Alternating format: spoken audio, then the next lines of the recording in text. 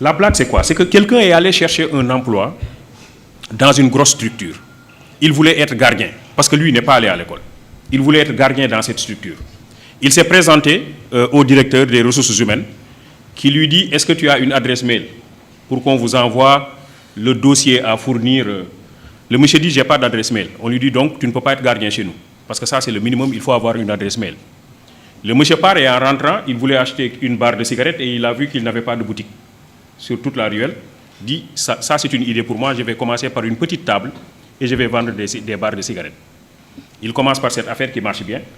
Après, il vend des journaux. Après, des crédits téléphoniques. Après, il installe une boutique. Et après, il a un grand domaine commercial. Et un master en comptabilité est venu le voir pour être recruté dans son entreprise. Alors, et le monsieur lui dit: moi, je suis titulaire d'un master en comptabilité, je veux être recruté dans ton entreprise. Je veux que tu me donnes ton adresse mail. Et comme ça, une fois à la maison, je t'envoie tout mon dossier dans ton adresse mail, dans ta boîte mail. Et le monsieur lui dit: j'ai pas d'adresse mail.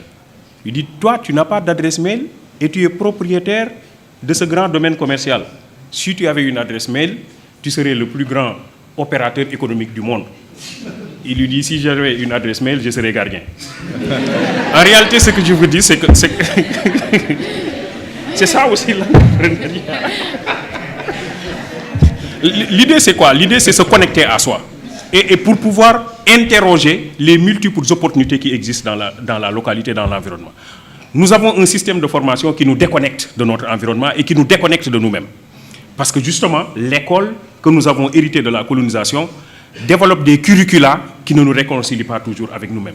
Et qui, pire, développe un complexe d'infériorité par rapport à l'autre. M. Diop parlait tantôt du benchmarking pour aller chercher chez les autres des choses qu'ils font et qui ne sont pas toujours adaptées à nos propres problèmes. En réalité, c'est cela aussi, c'est ce complexe d'infériorité. Les autres font